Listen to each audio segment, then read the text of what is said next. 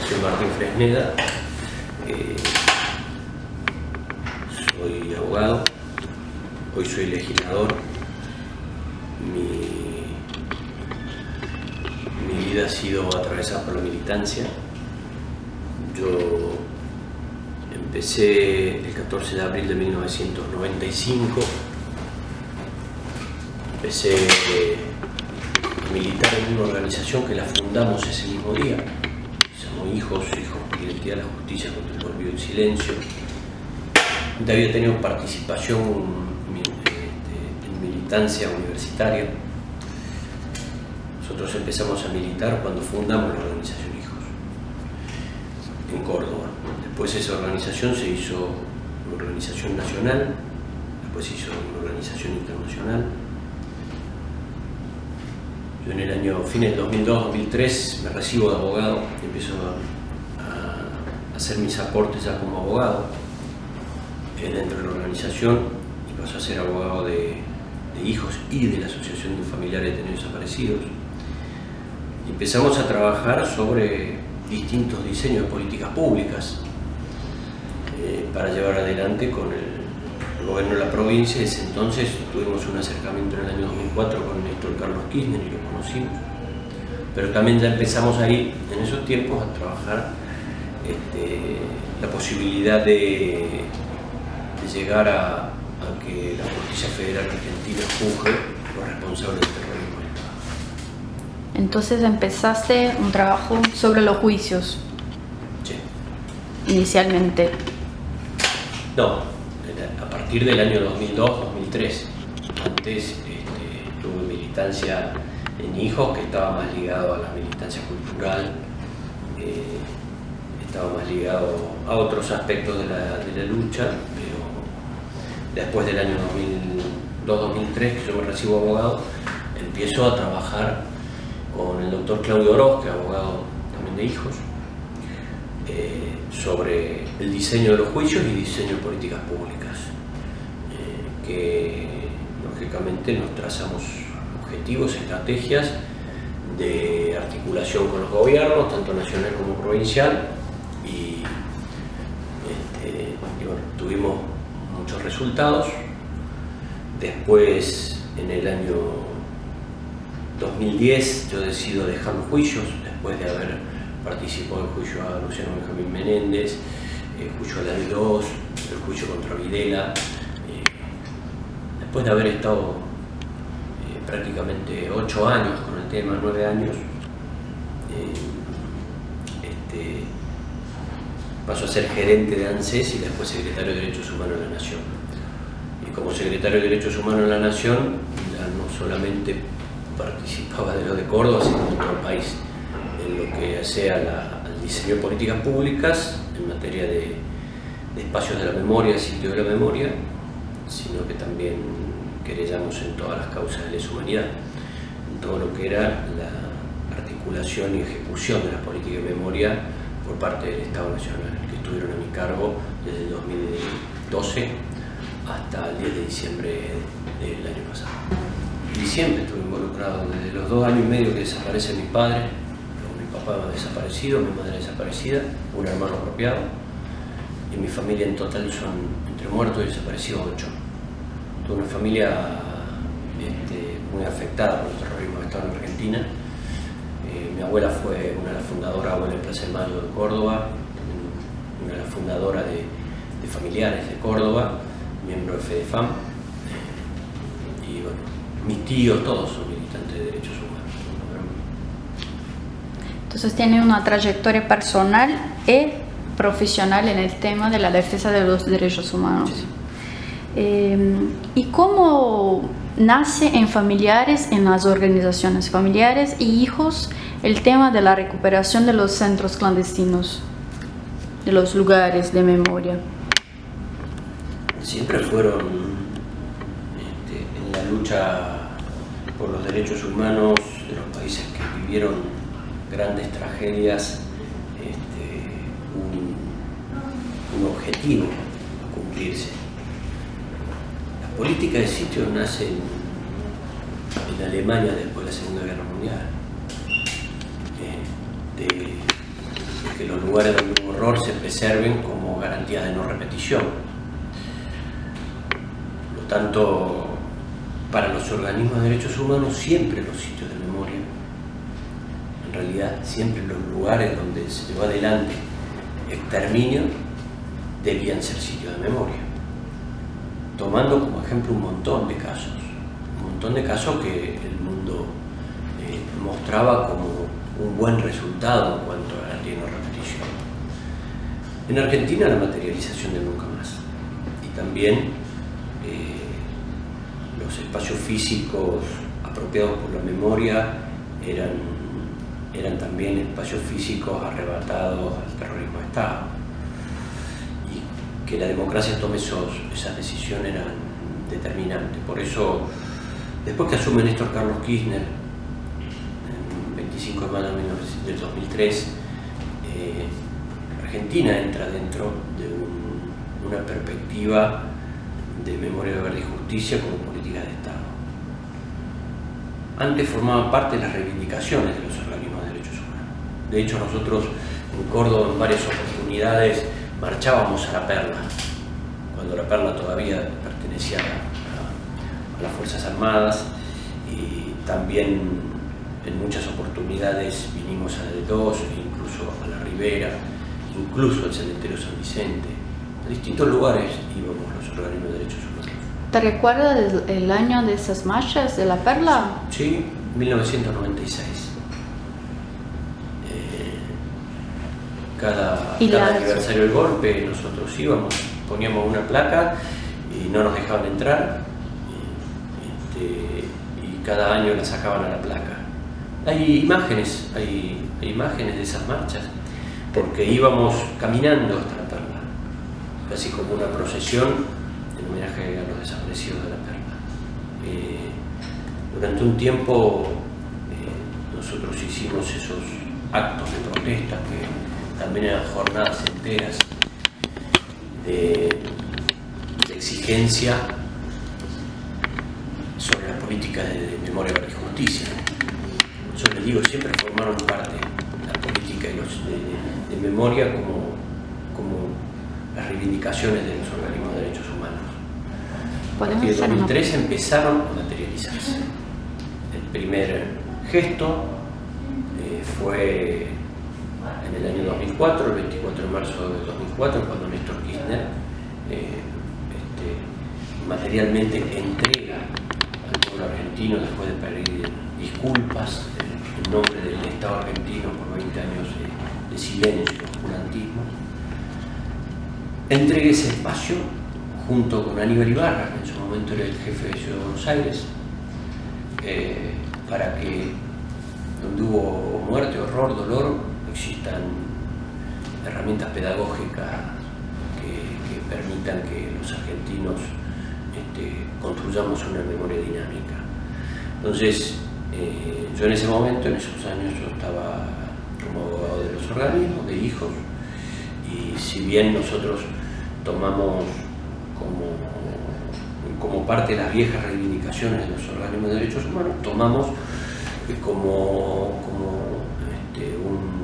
un objetivo a seguir lo que había sucedido en la guerra, ¿sí? Pero la ley de la memoria que hemos construido en ese momento para poder recuperar los sitios fue una ley que se nutrió de bastantes experiencias, tanto nacionales como internacionales, sobre el diseño de una memoria que nosotros consideramos que tenía que ser una memoria construida desde el presente y que dialogue con el pasado y con el futuro, pero construida desde el presente, desde las condiciones que podía el Estado provincial llevar adelante como política pública. Y así fue como que allá por el año ya 2004-2005 empezamos a trabajar los bosquejos de leyes de la memoria. Ya se venía trabajando con antecedentes en cuanto a mausoleos de la memoria en el cementerio San Vicente. Venía habiendo iniciativas que asomaban a una política pública en cuanto a las instituciones públicas que fueron predispuestas por el terrorismo de Estado, usadas para el exterminio o para el ocultamiento de cuerpos. Entonces, nosotros trabajamos sobre eso y fuimos sobre el objetivo máximo, tener una ley de la memoria en Córdoba. Esa ley de la memoria la pudimos diseñar de manera conjunta, junto con el doctor Claudio Rossi y un funcionario que se llamó Pablo Reina, y Emiliano Fecia y otros compañeros hemos elaborado la ley. ¿Son personas de los organismos de derechos humanos? El funcionario que era secretario de Justicia, se llama Pablo Reina. Trabajamos, pero los organismos de derechos humanos trabajamos, redactamos la ley. Los que trabajamos fuimos nosotros, a instancia de que el entonces vicegobernador Juan Schiaretti, hoy gobernador, me comunicara de que presentáramos un proyecto, de que íbamos a tener buena recepción. Yo había tenido en su entonces con otros compañeros varias reuniones con él, con este objeto de poder acordar de que la provincia tenga una ley de la memoria que permita que se puedan entregar la D2 en particular, la Ribera y parte de lo que es la calle Mariano Moreno como sitios de memoria. Para eso hacía falta una ley, para eso hacía falta un acuerdo, el cual lo llevamos adelante nosotros. Muchas reuniones, muchísimas reuniones de ida y vuelta entre los organismos de derechos humanos y el gobierno de la provincia. Eso me interesa en particular, estas reuniones antes, porque mira, yo he leído la transcripción de los días que votaron la ley y algunos legisladores hablaron sobre intentos anteriores en otros años, 2 años antes, o sea, sería 2004, para lograr hacer la ley. Cuando vosotros empiezan a buscar crear esta ley? Hubo distintos intentos, pero no era una ley de la memoria íntegra como terminó siendo. Nosotros tomamos algunos datos de los anteriores proyectos que no tenían el acompañamiento del oficialismo en ese entonces, por eso no habían tenido éxito. Pero no eran leyes de la memoria que contengan una política pública para crear en Córdoba una política de espacios de memoria. Porque después, por ejemplo, La Perla fue un convenio tripartito entre Nación, municipio malagueño y la provincia de Córdoba. Entonces mal podría haber una ley provincial haber contenido un espacio que era de jurisdicción nacional y que con posterioridad Néstor Kirchner lo entrega al pueblo cordobés, digamos, para que se firme ese convenio. Por eso le digo que con anterioridad hubo antecedentes que no fueron discutidos en su momento íntegramente con los organismos de derechos humanos, pero que nosotros los tomamos como antecedentes que se tuvieron en cuenta al momento de hacer esta ley que superaba todas estas otras experiencias de distintos bloques que en su momento no tuvieron iniciativas que no se constituía como una ley de la memoria. Cuando hablo de ley de la memoria, hablo de la creación del Archivo Provincial de la Memoria, hablo de la creación de la Comisión Provincial de la Memoria con participación plural de distintos sectores, de organizaciones de la sociedad civil, organizaciones intermedias y el Estado, o sea, la asociación entre Estado y sociedad civil para llevar adelante políticas públicas.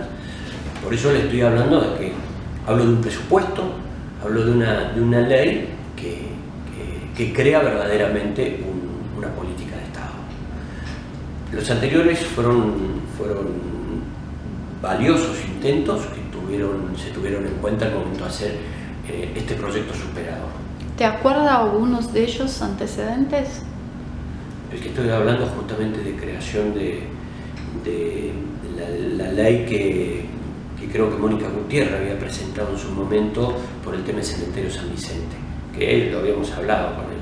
No me acuerdo después quién más, pero había otro proyecto, no me acuerdo si el Frente Cívico, pero había... Pero de legisladores. Me acuerdo el de Mónica Gutiérrez. Me acuerdo que y estaba más ligado a San Vicente que a la de dos o que a otros espacios.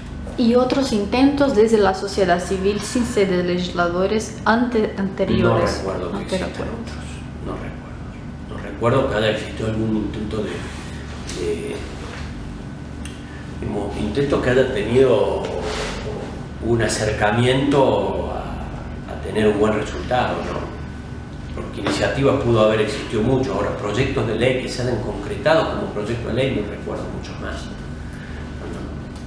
Intentaron antes del archivo y de la recuperación del D2 la preservación de la ribera, ¿no? Sí. 2005. Y lo que pasa es que la ribera, al seguir funcionando como escuela en ese momento, generaba mucho conflicto. Entonces nosotros nos oponíamos que funcione una escuela ahí. Y siempre había problemas, porque aparte un barrio muy marginal, un barrio muy periférico, en donde también funcionaba la policía al lado. Entonces constantemente había conflictos de denuncias de los vecinos, de denuncias de funcionamiento en un centro clandestino, una cosa que perturbaba a la memoria y perturbaba a todos los organismos de derechos humanos que eso suceda. La D2 también funcionaba, seguía funcionando la policía, ya no es que no generaba conflictos, sí generaba muchos conflictos, como la Perla seguía funcionando la fuerza de seguridad y, si mal no recuerdo, caballería o aerotransportada. Pero en la ribera los expresos políticos tenían mucha injerencia y mucho interés de que ahí deje de funcionar la escuela. Y esos eran más o menos los antecedentes que eran constantes en la lucha y de iniciativas que muchas veces se caían porque no teníamos un acompañamiento del poder político. Tengan en cuenta que se da vuelta en realidad esa suerte cuando asume Néstor Carlos Kirchner, que Néstor Kirchner desde el gobierno nacional da un paraguas a muchos gobernadores como Juan Schiaretti, que era vicegobernador, para que desde Nación se diseñe una política de derechos humanos como política de Estado. Entonces ahí muchos gobiernos provinciales acompañaron esas políticas. De hecho, cuando en todas esas reuniones que yo me junté con Juan Schiaretti y otros compañeros más, Schiaretti todo el tiempo nos pedía que nos ajustemos al diseño nacional. Y nosotros fuimos más allá que el diseño nacional. En ese momento diseñamos una estructura de ley que permitía una política pública que dialogaba y se alineaba a lo nacional, pero también tenía en cuenta la dinámica de Córdoba en materia de derechos humanos. Por eso, por ejemplo, en la Comisión de la Memoria están los organismos de derechos humanos y está también la universidad, está el Poder Judicial, está el Poder Legislativo, la política de Estado en los tres poderes, cosa que no lo tiene el sistema nacional. Por eso nosotros esos ejemplos los tomamos porque entendíamos que era el mayor resguardo de la política pública cuando se involucran los tres poderes coadyuvantes. Después en Buenos Aires se creó la Interpoderes en relación, por ejemplo, a la prosecución de los juicios, ¿no? Pero no en relación a la política de memoria. ¿Te acuerdas? Hablaste de marchas hasta La Perla. Sí. En el caso específico del D2, ¿te acuerdas de marcha o scratches o alguna forma de denuncia antes de la recuperación del sitio? Sí. Muchas veces se hacían radios abiertas, porque tengan en cuenta que nosotros muchas marchas las concluimos en la Plaza San Martín, a la vuelta, incluso en la D2, denunciando que ahí se cometieron crímenes de lesa humanidad. Hemos hecho muchas actividades en el pasaje Santa Catalina, desde siempre. Siempre se denunció. Los organismos siempre usaron ese pasaje Santa Catalina como un espacio de memoria, antes de tener el propio edificio. Ya el pasaje ya era un espacio de memoria para nosotros. Y de hecho, la vía pública de ese pasaje tenía una gran carga simbólica para muchos sobrevivientes que fueron ingresados ahí cuando estaban las pinzas, cuando estaban toda los operativos donde funcionó como centro clandestino, tienen huellas muy fuertes. La propia vía pública, el espacio público ya tenía una alta carga simbólica. Por eso nosotros siempre usamos como espacio de reivindicaciones, de lucha, de protesta, y desde ahí creo que se fue forjando y fundando las políticas de Estado, ¿no? Desde el espacio público. La Perla fue el centro clandestino más grande de aquí de Córdoba, ¿verdad? ¿Cómo fue la elección, por ejemplo, de elegir el D2 para ser el primero a ser transformado y no La Perla? Porque justamente dependía del gobierno de la provincia. El D2. Claro. Cuando yo me junto con el entonces vicegobernador Juan Schiaretti, el ministro de Justicia, Héctor David, lo que estaba con mayores perspectivas y posibilidad y dependía del gobierno de la provincia era justamente la D2, que había sido un símbolo porque estaba en el centro mismo de la ciudad, al frente, al lado de la catedral, y que tenía un grado muy alto y simbólico porque desde ahí se llevó adelante la participación de la provincia como Estado provincial en el terrorismo de Estado, coadyuvando con el Sistema Nacional del Terrorismo de Estado.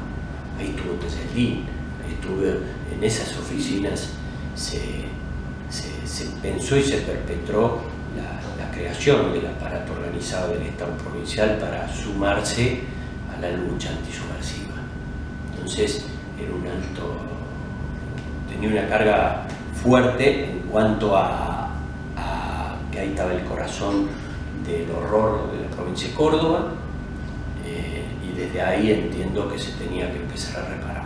O sea, el gobierno de la provincia de Córdoba no podría haber dispuesto una política de sitio de memoria que sea jurisdicción nacional. Por eso se empezó por la D2. Pero rápidamente pudimos articular con el gobierno nacional para que en el año 2007, si mal no recuerdo, ya podamos contar con la presencia de Néstor Carlos Kirchner en La Perla y que podamos tener la Perla como un espacio de memoria, un sitio de memoria. Bueno, hablase mucho de la importancia del presidente Néstor Kirchner en la creación de políticas públicas de memoria, ¿no? En la Nación y en Córdoba. Volvemos ahora un poquito más a la ley. Cuando usted terminó de armar la ley con aporte de otras personas, de organismos. ¿Cuáles son los organismos que estuvieron más agregados en este proceso final? ¿Los familiares e hijos expresos también? Sí, pero los expresos en ese momento no estaban tan organizados. Pero sí, se sumaron. Pero básicamente era familiares, hijos y abuelas. La principal alianza que trabajamos en la elaboración de esa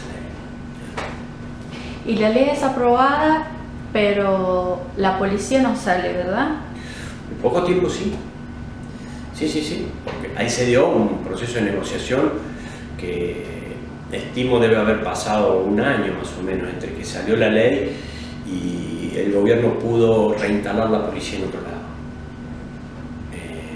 Y después, sí, yo fui muchas veces ahí, incluso cuando sacamos la ley no habíamos recuperado, pero le empezamos a dar estructura porque la ley nos permitía ya llamar a concursos para el tema de la autoridad del archivo provincial, las autoridades de la comisión. Lo primero que hicimos fue empezar a darle funcionamiento, aplicación a la ley con la creación de la estructura que predisponía la ley.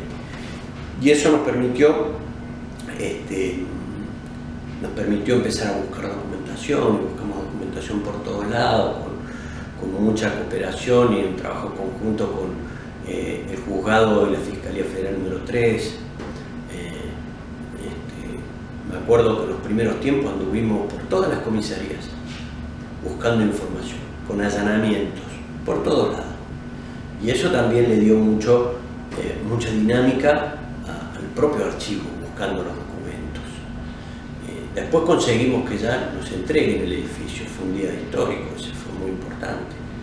A pesar de que la policía estaba muy enojada, yo fui uno de los primeros que pudo entrar ahí, después que ya lo habían vaciado, ¿no? Igual que a La Perla. En La Perla habían roto todo. Antes de irse rompieron todo. Fueron épocas en las cuales los organismos pudieron tener los primeros logros y resultados de diseño de políticas públicas propios, ¿no? Ya veníamos igualmente paralelo a eso trabajando sobre el juicio. Entonces también fue todo un proceso muy virtuoso en ese sentido, con el paraguas fuerte de Néstor Carlos Kirchner, Eduardo Luis Duhalde como secretario de Derechos Humanos de la Nación en ese momento. Y eso también pasó acá en el D2, cuando la policía se fue, dejó las cosas rotas. Dejaron algunos problemas, sí. No tanto como en La Perla, pero me acuerdo que fue conflictivo, no fue pacífico el tema. Nunca fue fácil nada.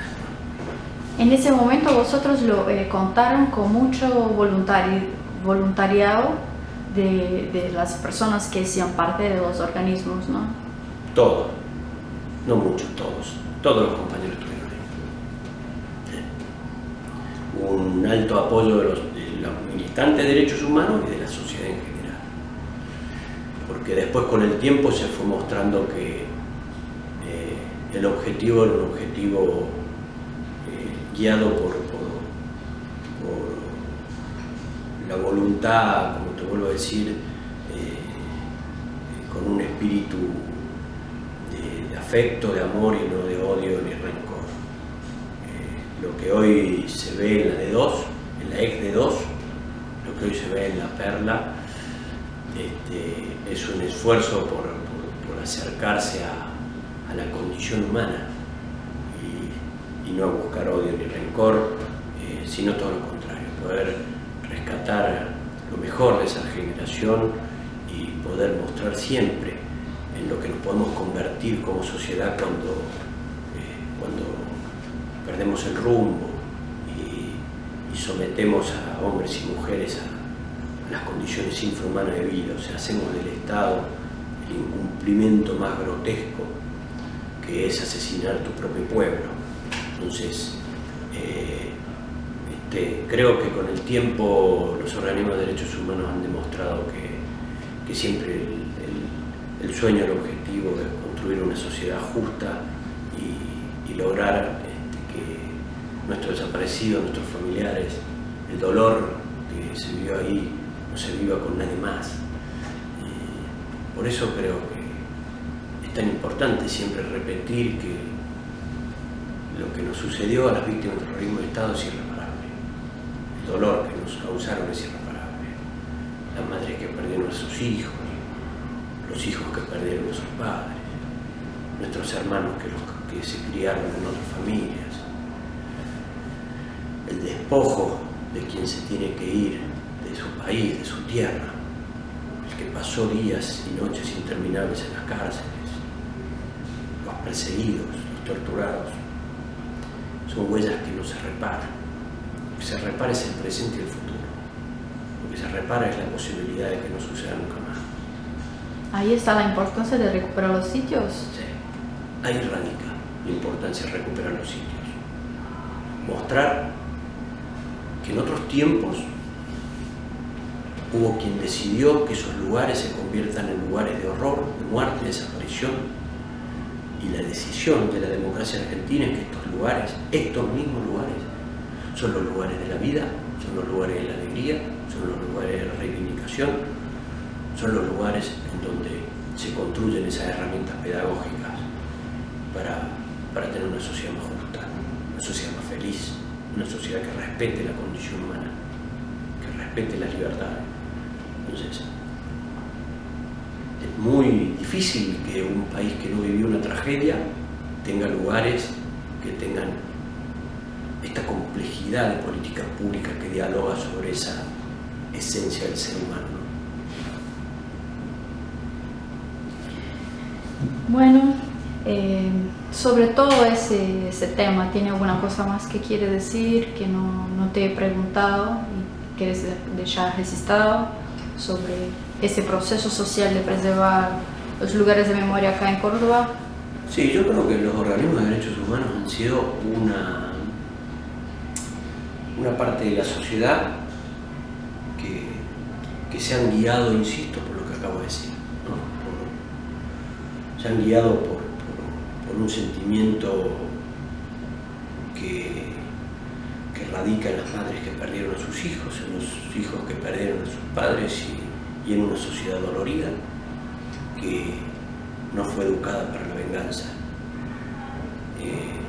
fue educada para el amor, y una sociedad que pudo con el tiempo reconocer esas virtudes, esos valores.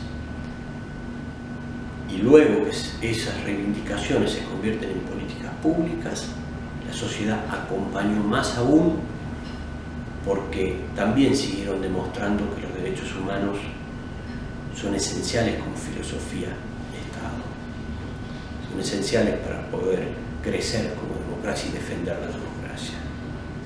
Hoy el pueblo argentino es el acreedor de todos estos años de lucha. Hoy el pueblo argentino es el que se enorgullece de ser un país en el cual la memoria, la verdad y la justicia son banderas de victoria, son banderas de libertad, son banderas que nos muestran como generación que pasó por la vida de este país y que creo que tuvieron un logro, el haber estado a la altura de las circunstancias de lo que exigía nuestra historia, después de 30 años. Hoy ya son 40 años de lo que sucedió en aquel fatídico golpe de Estado cívico-militar. Y la Argentina que hoy transitamos no es la Argentina que transitamos en los años de impunidad. Hoy tenemos una justicia que está desandando el camino del horror y marcando un blanco sobre negro de lo que pasó. En definitiva, la lucha de los pueblos siempre se reduce a saber cuál fue la verdad. La justicia muchas veces llega más tarde que la verdad, pero está llegando, y eso nos mejora como sociedad, nos hace mejor como seres humanos y nos permite ampliar el rumbo de lucha y de militancia, y que los organismos de derechos humanos hayan cumplido gran parte de sus reivindicaciones, muestra que hay una sociedad dispuesta a transformarse. Y no todos en la historia política pueden mostrar lo que ha logrado la sociedad argentina. Hay luchas interminables, y esta parecía una, pero hemos podido mostrar que el leitmotiv está prácticamente cumplido.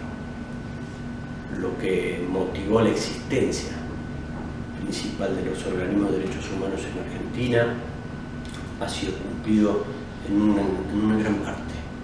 Eso no quiere decir que no nos podamos trazar nuevos horizontes, y que de hecho se están trazando, y de hecho los organismos de derechos humanos ya tienen nuevos objetivos para seguir luchando.